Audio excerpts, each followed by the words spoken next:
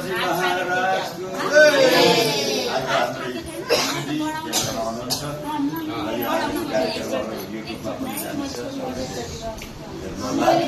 Like side केही गर्नु होला, केही कमी बेसी भएका होइन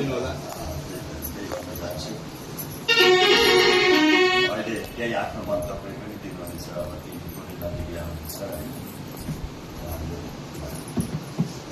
है।